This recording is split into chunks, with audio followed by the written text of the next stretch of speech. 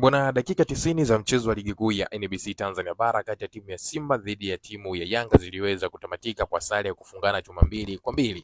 Lakini kwenye mchezo huu kulikuwa kuna mambo mengi ambayo yaliweza kuonekana ndani na nje ya uwanja. Miongoni mwa matukio tata yaliweza kuonekana ndani ya uwanja, lakini hata nje ya uwanja kulikuwa na matukio kadha wa kadha. Sasa shirikisho la mpira wa miguu Tanzania TFF wao wamekuja kutoa taarifa yao kwenda kwa umma kuhusiana na mchezo huo kati ya timu ya Simba Sports Club dhidi ya timu ya Yanga Sports Club, mchezo ambao uliweza kutamatika kwa sare ya kufungana chuma 2-2. Taarifa ambayo ameweza kuitoa shirikisho la mpira wa miguu Tanzania TFF niko nayo hapa mezani kwangu, na nitakuja kukujuza na kusikilizea moja kwa moja kupitia hapa SR Media Plus, ili naye mwanamchezo wangu uweze kufahamu, je, kwenye hiyo taarifa ni kitu gani cha maana ama ni kitu gani ambacho shirikisho la mpira wa miguu Tanzania TFF wameweza kukitoa kwenda kwa umma. Lakini kabla sija kusogezea jambo hili ambalo nataka nije nikwambie sasa hivi, naomba nikukumbushe jambo moja na la kimsingi kabisa, mwana familia wangu. Kama wewe ndio time yako ya kwanza unajoin nasi hapa SR Media Plus alafu bado hujasubscribe channel yetu,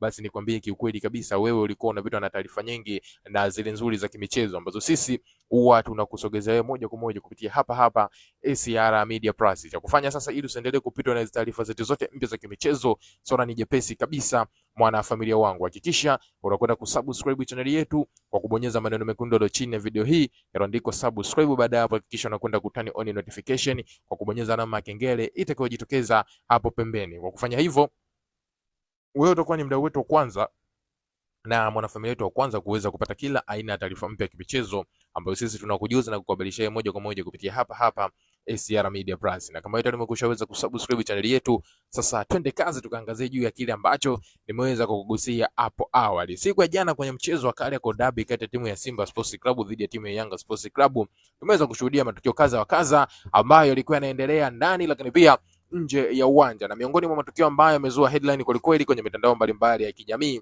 ni kuhusiana na klabu ya Yanga wao kwenda kutumia nyumba ya nje ya uwanja kama vyumba vya kubadilishia nguo na kuacha maeneo husika ambayo yalistahili kufanyika mabadiliko au kufanyika kwa kubadilishia nguo.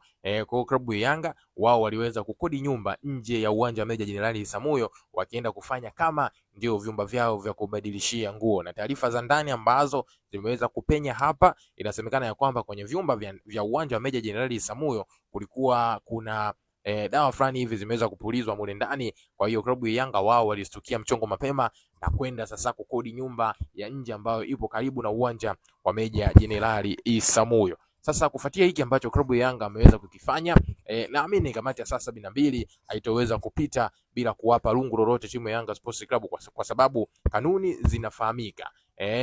Timu inapaswa kufanya shughuli zake zote ndani ya uwanja. Kwa hiyo kwa kile ambacho klabu ya Yanga ameweza kukifanya kwa